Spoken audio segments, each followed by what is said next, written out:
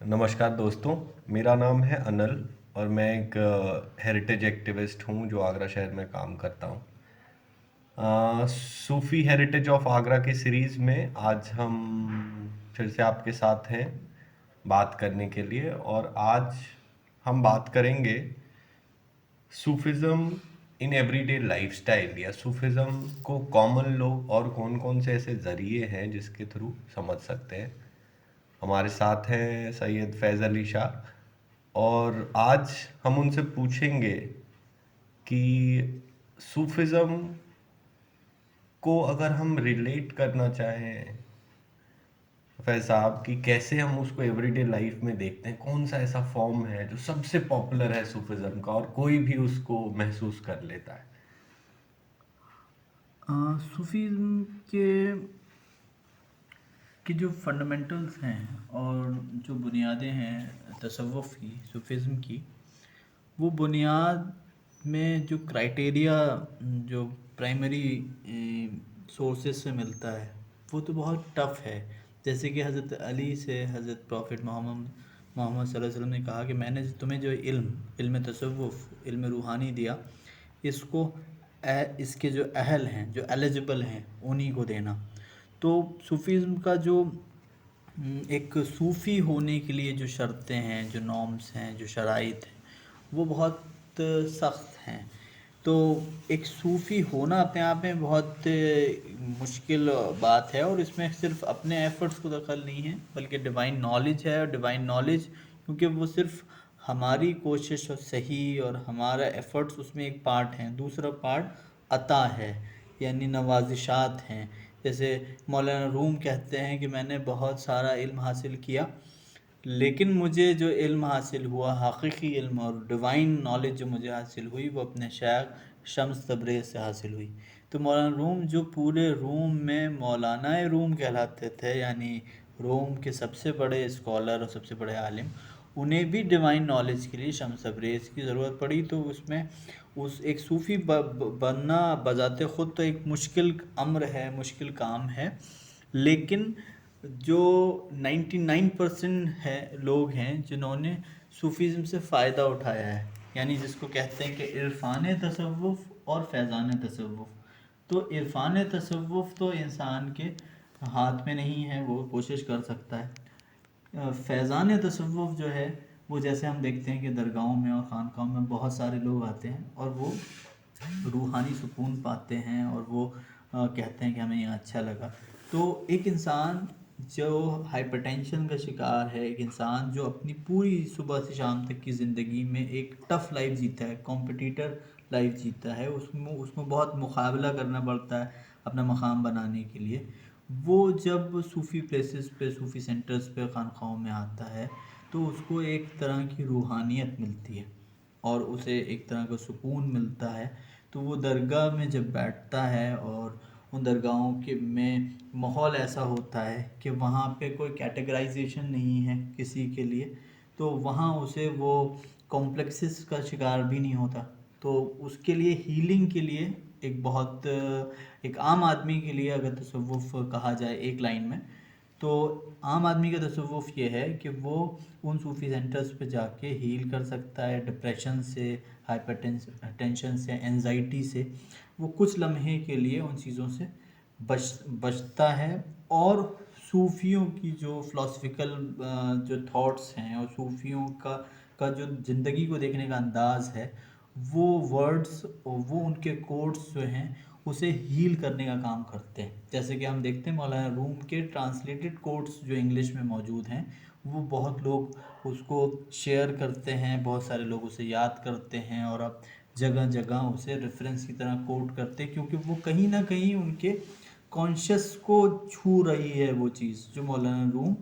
उस दुनिया में ले जाने के लिए उनको एक नया एस्पेक्ट देने की कोशिश करते हैं अपने थॉट्स के ज़रिए। तो सूफीज़्म का एक जैसे कहना चाहिए फैज़ान जो है, दूसरा हिस्सा जो उसका है, वो बहुत आम है, और आम उसे किया जा सकता है, उसे आप अपनी ज़िंदगी में उसे यूज़ ऐसे कर सकते हैं जैसे कि इसको एक एग्ज़ाम्पल के ज़रिए समझाएं कि मौलाना रूम से किसी ने कहा कि आप जो हर किसी से मुत्तफ़िक़ हो जाते हैं, मैं आपकी इस आदत से और इस मिजाज से मुत्तफ़िक़ नहीं हूँ। تو اس پہ مولانا روم نے کہا کہ میں آپ کے اس اعتراض سے بھی متفق ہوں، یعنی میں اتفاق رکھتا ہوں کہ آپ کے اختلاف کو، کیونکہ صوفی یہ مانتا ہے کہ جیسے ہم اپنی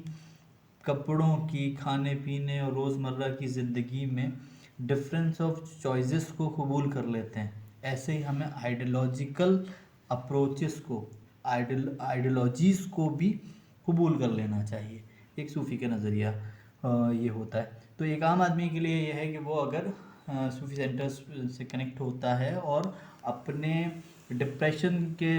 دوران ان کے کانٹیکٹ میں آتا ہے، اس جگہ جاتا ہے، تو اسے ایک سکون ملتا ہے اور اسے وے آف لائف ملتی ہے۔ تو صوفیزم کا یہ فائدہ ہے جو آج ہی نہیں، اس ایرا میں نہیں،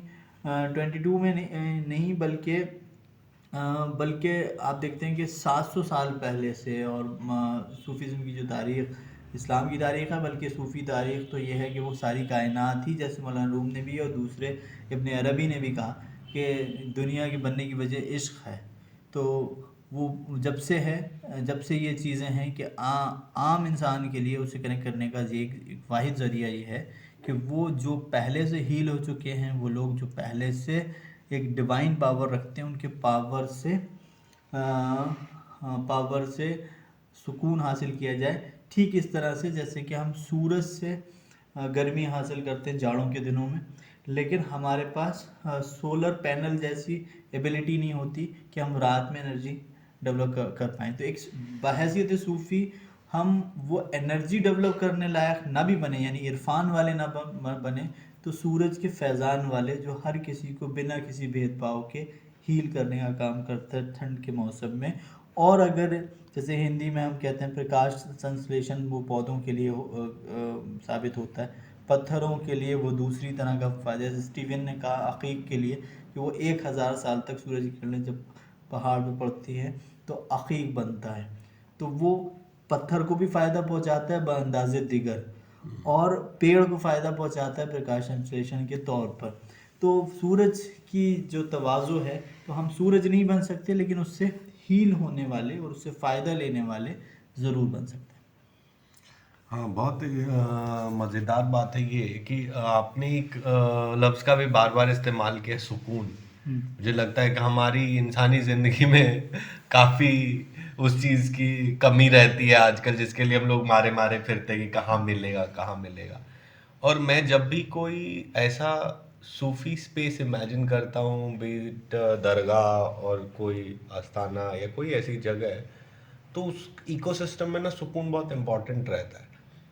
اور مجھے لگتا ہے کہ وہ اگر سکون کا میں ٹریس دیکھنے کی کوشش کروں تو وہ مجھے کہیں نہ کہیں قوالی کی آواز سے آ رہا ہوتا ہے، کہ وہ جو جس چیز کی آپ بات کر رہے تھے نا کہ محسوس کرنے پر زور دینا سمجھنے سے زیادہ، وہ مجھے لگتا ہے کہ وہ میوزک کے تھرو بہت ہی اچھے سے کھل کر کے آتا ہے۔ مطلب اپنے اس میں بات کروں تو بہت سے ایسے بھی لوگوں کو دیکھا ہے میں نے جن کو کہ آج کی ڈیٹ میں اسلام سے بہت لینا دینا نہیں ہے، ان کو صوفیزم سے بھی بہت لینا دینا نہیں ہے، لیکن ان کو صوفی میوزک بہت پسند ہے۔ وہ شاید وہی وجہ ہوگی کیونکہ اس میں سکون ہے۔ تو میری یہ انکوائری ہے کہ آپ اگر تھوڑا سا ہم لوگوں کو بتا سکیں کہ آخر صوفی میوزک کیا ہے، اور کیوں صوفیزم میں میوزک پر اتنا توجہ یا اتنا زور کیوں ہے؟ ہاں دیکھیے، صوفیزم کے علاوہ بھی انسان کی فطرت میں ایک خصوصیت ہے کہ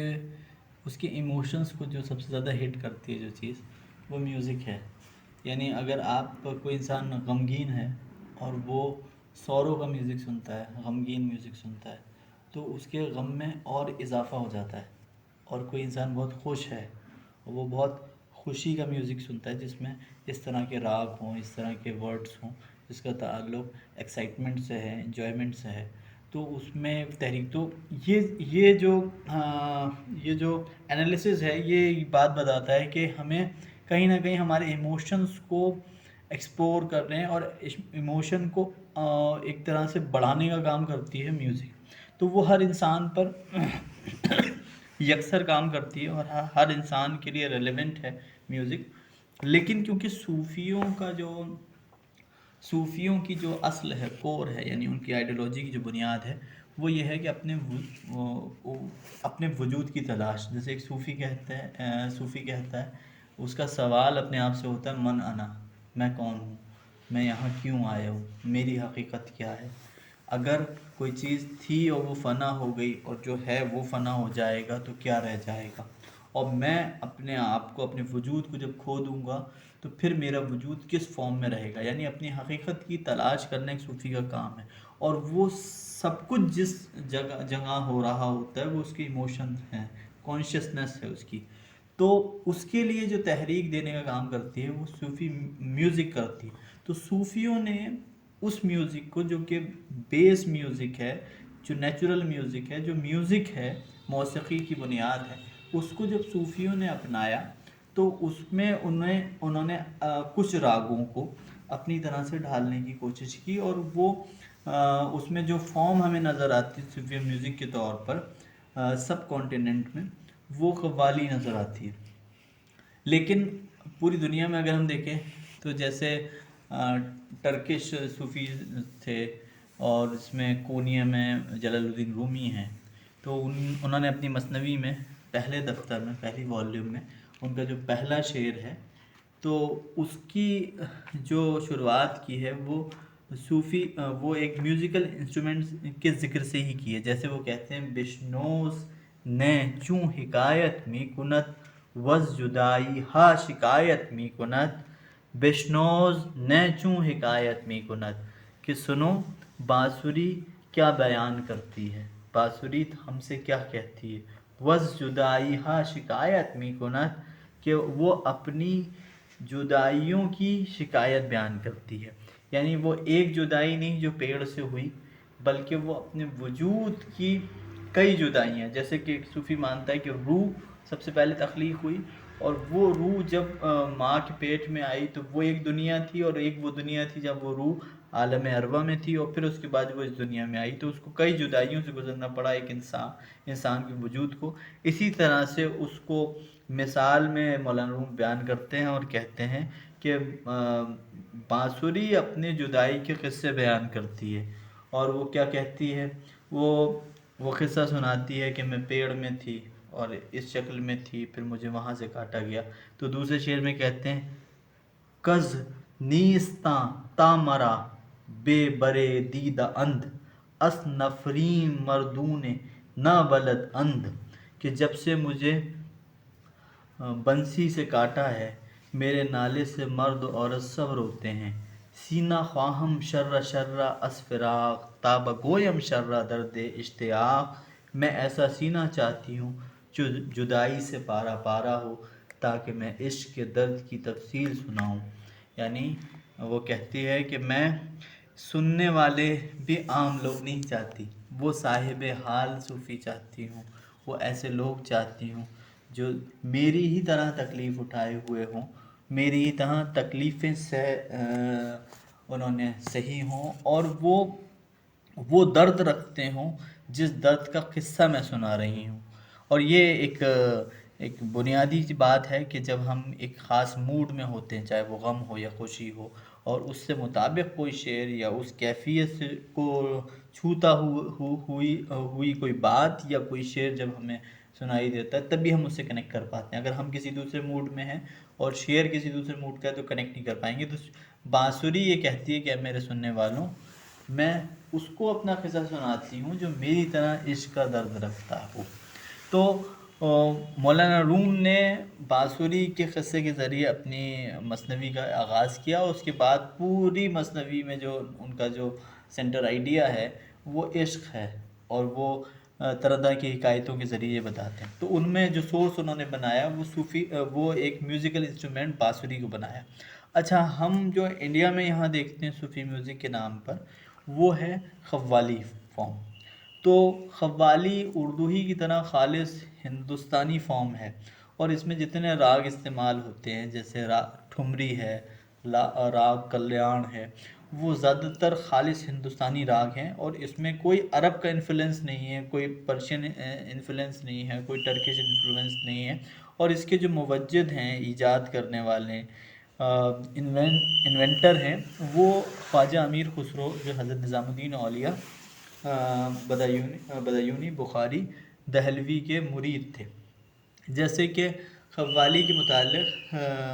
حضرت میکل شکرآبادی نے 1956 میں آج کل میگزین میں اگست کے نمبر میں وہ لکھتے ہیں قوالی لفظ بھی اردو ہے اور مصنوعی لحاظ سے بھی اردو ہی کی طرح یعنی خالص ہندوستانی ہے اور ہندوستان ہی کی پیداوار ہے. بقول مشہور رونا و گانا کون نہیں جانتا، کوئی قوم ایسی نہیں جس کی خلوتیں اور محفلیں نغمہ طرب اور نوح غم سے گونجتی نہ ہوں. موسیقی کے فن کی موسیقی کی شکل جب قوالی نے اختیار کی تو اس میں کچھ آلات کا امیر خسرو رحمۃ اللہ علیہ نے ایجاد کیا، جس میں طبلہ ہے، تالی ہے، ہارمونیم ہے. اس کو خواجہ امیر خسرو رحمۃ اللہ نے فارم کیا. اور قوالی کی جس میں کچھ ترانے ہیں جو ہارمونیم تو خسرو صاحب کے وقت پہ نہیں آیا تھا، ہارمونیم آ گیا تھا. ہارمونیم کی ایک فارم موجود تھی فارم موجود جس کا موجد وہ مانے جاتے ہیں. جیسے ایک انہوں نے ایک راگ وہ گایا تھا جو اکثر قوالی میں گایا جاتا ہے، من کن تو مولا فہذا، من کن تو مولا فہذا مولا تر توم تا نانا نانا تانا نانا تانا نانا رے. یہ امیر خسرو رحمۃ اللہ نے فارم کیا. اس کے علاوہ قوالی میں بہت ساری ایجاداتیں کی. اچھا، قوالی کہتے ہیں اس غزل کو جس کو ایک خاص اسٹنزا میں، خاص وزن میں، ایک خاص راگ کے اسکیل پر اس طرح سے گایا جائے جس میں خاص الفاظ کو بہت زور دے کر صاحب حال یعنی وہ لوگ جو کوئی ڈیوائن پاور رکھتے ہیں، روحانی لوگ ہیں، صوفی لوگ ہیں، وہ اس سے کنیکٹ کر پائیں. اس میں کچھ شرطیں ہیں جو حضرت نظام الدین اولیاء رحمۃ اللہ نے فرمائی کہ مکان کی شرط ہے تو اس میں ایسے لوگ ہوں جہاں ڈسٹربنس نہ ہو، ایک ہی خیال کے لوگ ہوں. دوسری شرط یہ ہے کہ اوقات کی وقت ایسا ہو کہ جس میں اور کوئی ضروری کام نہ ہو، جس میں ذہن دوسری طرف ہو، کیونکہ کنسنٹریشن جو ہے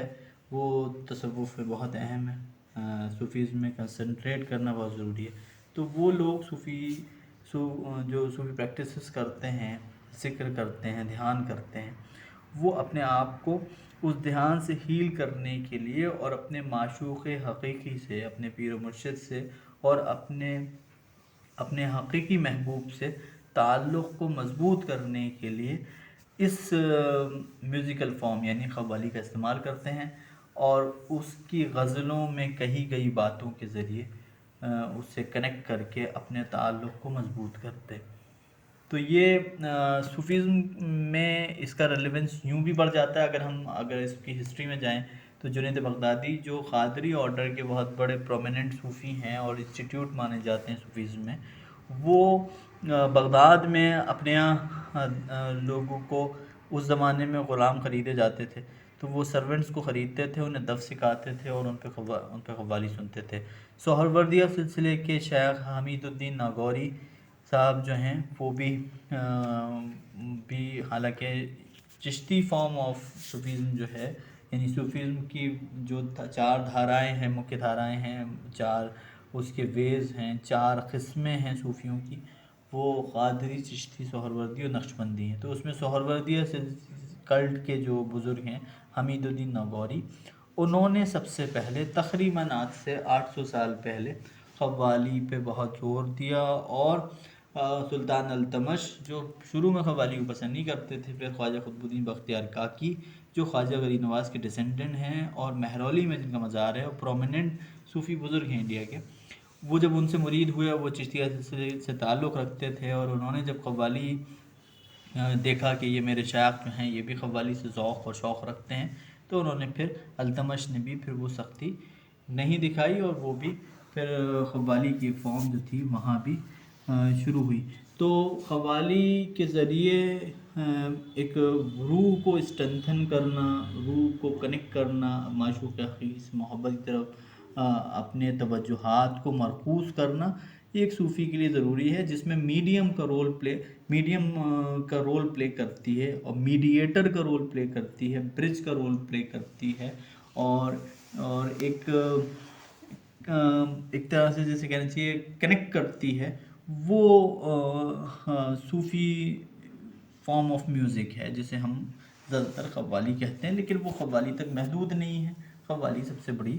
فارم ہے۔ اس کے بعد اگر ہمیں جو سب سے بڑی شخصیت نظر آتی ہے جن کے دور میں سب سے زیادہ صوفی میوزک پہ کام ہوا، وہ خواجہ نظام الدین اولیاء ہیں، اور جن کی درگاہ میں، جن کی خانقاہ میں جو ہمایوں کے مقبرے کے پیچھے ہے، وہاں پہ ان کے 4 قوال تھے، 2 تو بادشاہ کی دولت کی طرف سے تھے، اور 2 انہوں نے تیار کی تھیں، 2 پارٹیاں تھیں، 2 گروپس تھے، تو وہ ان کے لیے قوالیاں گاتے تھے، اور ان کے مزاج کو سمجھ کر اسی طرح کی غزلیں اور اسی طرح کی فارم آف میوزک ان کے لیے کمپوز کرتے تھے اور ان کے سامنے پیش کرتے تھے۔ اس کے بعد ہم دیکھتے ہیں کہ ہندوستان میں جگہ جگہ اجمیر بھی ایک بڑا سینٹر ہو گیا صوفی میوزک کا، اس کے علاوہ جونپور ہے، اور پھر ہم دیکھتے ہیں بریلی میں، خانقاہ عالیہ نیازیہ میں، اور ہمارے شہر آگرہ میں، یہاں پہ حضرت مکی چپاولی صاحب لکھتے ہیں کہ میاں موج قوال تھے جو ہندوستان میں بھر میں مشہور تھے، اور ان کے زمانے میں بڑے بڑے قوال ہوئے ہیں جنہوں نے قوالی پیش کی، اور بابا فرید الدین گنج شکر کے زمانے میں پاک پٹن میں ایک قوال تھے حسن بیدی، وہ بھی پنجابی میں غزلیں کمپوز کرتے تھے، اور بابا فرید الدین گنج شکر کو سراتے تھے، اور آپ گرو گوبند سنگھ گرو گرنتھ صاحب میں جو آپ دیکھتے ہیں ان کے بند ہیں پنجابی میں، بابا فرید الدین گنج شکر کے، وہ اسی ایرا کے ہیں، انہوں نے لکھے، اور پھر گرو نانک نے بعد میں اس کتاب میں ان کے بند کو شامل کیا۔ تو صوفی کیونکہ اس کے ذریعے زیادہ کنیکٹ کرتا ہے، اپنے معشوق حقیقی سے تعلق کو استوار کرتا ہے، مضبوط کرتا ہے، اس لیے ریلیونس بہت بڑھ جاتا ہے صوفیزم میں میوزک کا، اور اس کے لیے کوئی خاص فارم مقصود تو نہیں ہے، لیکن قوالی کیونکہ ایک رسم ہے،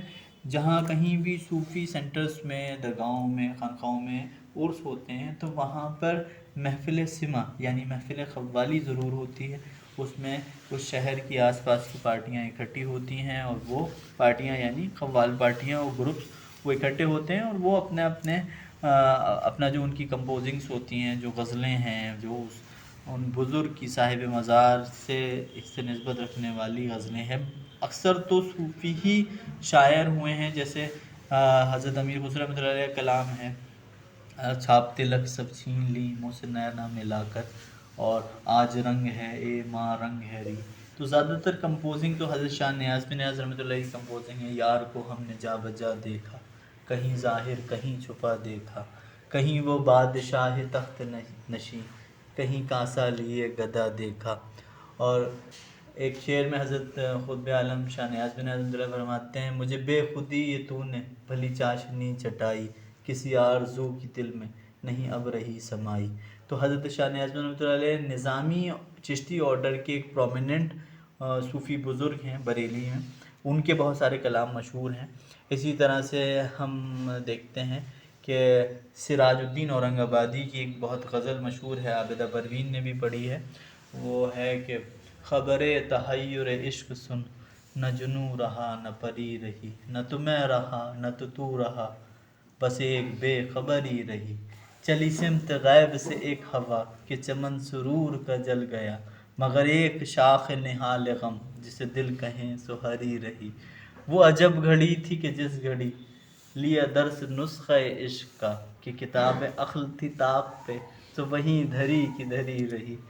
کیا خاک آتش عشق نے دل بے نوائے سراج کو، نہ خطر رہا نہ حذر رہا، بس ایک بے خبری رہی۔ تو کیونکہ خود صوفیوں نے جو ان مقامات سے، ان کیفیات سے، ان ایموشنل اسٹیجز سے گزر رہے تھے، انہوں نے ہی وہ کلام کہا ہے، تو وہ جب کمپوز کر کے قوالی میں گایا جاتا ہے تو لوگ ان کے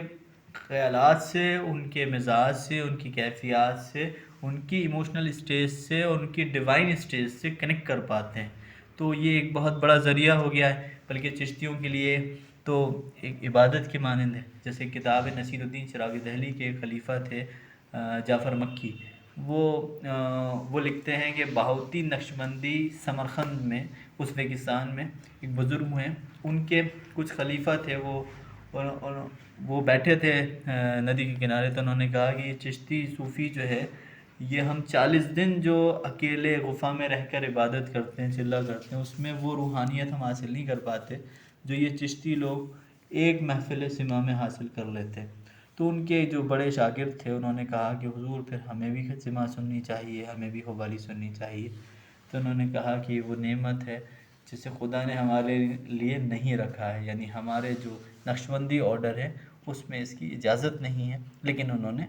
قوالی کی تعریف کی۔ تو صوفیوں کے لیے، خاص طور سے چشتیوں کے لیے، نظامی صابریوں کے لیے بہت خاص اہم ہے، اہمیت کی حامل ہے قوالی۔ جیسے حضرت شاہ نیاز رحمۃ اللہ فرماتے ہیں، سرزمین چشت میں جس نے قدم پہلا رکھا، دوسرا اس کا قدم عرش سے بالا پڑا، وہ جو ایک عرصے میں ہوتا ہے میسر اور ہاں، یاوری سے عشق کی حاصل یہاں فی الفور ہے۔ تو صوفیوں کے لیے بہت میوزک بہت اہم ہے، اور ہم اگر اپنے شہر کی بات کریں تو ہمارے شہر میں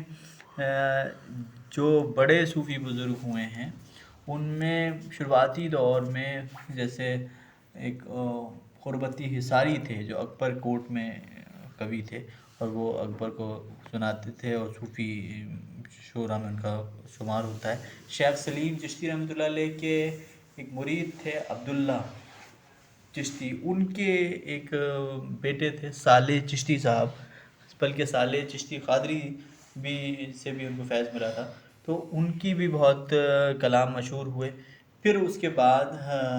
امیر ابوالعلا احراری جو آگرہ کے بڑے صوفی بزرگ ہیں، وہ بھی انسان تخلص کرتے تھے، صوفی پوئٹ میں ان کا نام آتا ہے۔ پھر اس کے بعد ہم دیکھتے ہیں کہ حضرت امجد علی شاہ اصغر اکبر آبادی جو کنٹمپرری ہیں، ہم اثر ہیں نذیر اکبر آبادی صاحب کے، اور نذیر اکبر آبادی صاحب حالانکہ لوگ ان کو صوفی کی طرح نہیں دیکھتے، لیکن نذیر اکبر آبادی صاحب کا بھی جو شاعرانہ ذوق ہے اور مذاق ہے، مذاق صرف کامیڈی کو نہیں کہتے، مذاق اس ذوق کی یعنی وہ آپ کی پسند کے معیار کو بھی کہتے ہیں۔ تو ان کا جو ذوق مذاق تھا نذیر اکبر آبادی کا، وہ خالص تصوف تھا، اور اسی لیے انہوں نے ایک کلام ہے حضرت امجد علی شاہ اصغر اکبر آبادی صاحب کا، جب حسن ازل پردہ امکان میں آیا، بے رنگ بہر رنگ ہر ایک شان میں آیا، مطرب وہی آواز وہی ساز وہی ہے، ہر تار میں بولا وہ ہر ایک تان میں آیا، اس پر تضمین کہی ہے۔ اور نذیر اکبر آبادی کو حافظ کی، سعدی کی، سراج الدین اورنگ آبادی کی اتنی سمجھ تھی، اور وہ اتنے متاثر تھے کہ انہوں نے، آج آپ ان کا دیوان دیکھیں گے نذیر اکبر آبادی کا، تو انہوں نے تضمینیں کہی ہیں، اور اس پر تضمین اس کو کہتے ہیں جو کسی ایک پوئٹک فارم کو، صنف سخن کو، اس پر پھر بہت ساری لائنز کہی جاتی ہیں اس کو بیس بنا کر، اس کو تضمین کہتے ہیں۔ تو انہوں نے حافظ پر بہت کام کیا۔ یہ بتاتا ہے کہ نذیر اکبر آبادی کا جو مزاج بنا تھا وہ تصوف تھا، جیسے زندگانی بے نظیر میں پروفیسر عبدالغفور نے لکھا ہے، 1901 میں انہوں نے کتاب لکھی، 1901 میں یہ جو کتاب لکھی اس میں انہوں نے نذیر کے مزاج کو خالص تصوف بتایا۔ تو حضرت مہکش اکبر آبادی صاحب آخری دور کے، مطلب اس دور کے، ابھی جو ایرا پچھلا گزرا ہے اس میں پرومیننٹ صوفی بزرگوں میں ہوتے ہیں۔ جیسے اس میں وہ ایک شعر میں کہتے ہیں کہ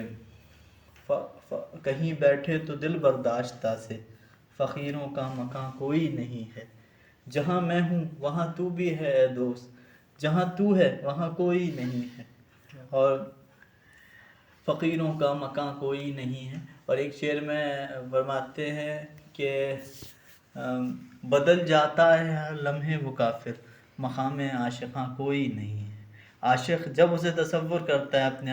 حقیقی محبوب کو، اور چاہتا ہے کہ بس اب اس شکل میں اس کو پالوں گا، تو وہ اپنی نئی شکل بدل کے اس کے سامنے آ جاتا ہے۔ تو مقام عاشقاں کوئی نہیں ہے۔ تو حضرت مہکش اکبر آبادی صاحب پرومیننٹ صوفی بزرگوں میں ہوئے ہیں۔ تو صوفیزم کے ساتھ پوئٹری، میوزک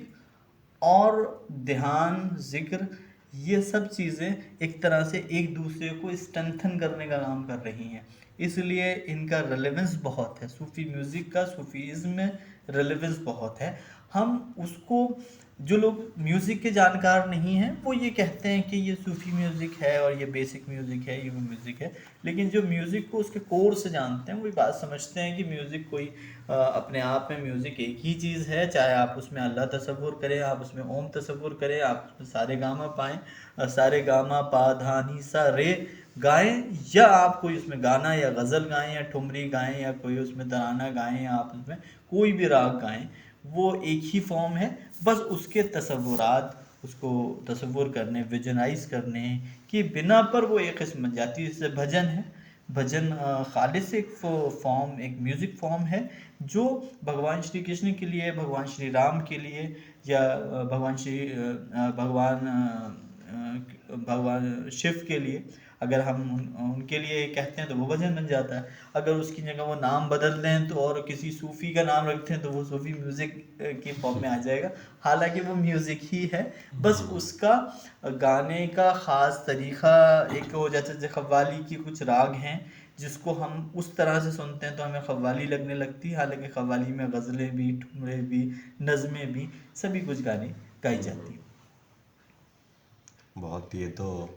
کافی انٹرسٹنگ ایپیسوڈ رہا، مجھے لگتا ہے کہ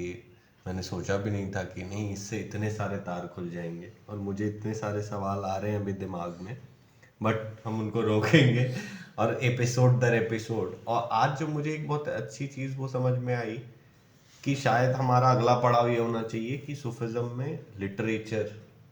پوئٹری، شاعری کے کیا معنی اور کیسے وہ ریلیٹ ہوتے ہیں۔ مے بی ہم اگلی بار اس کے بارے میں بات کریں گے۔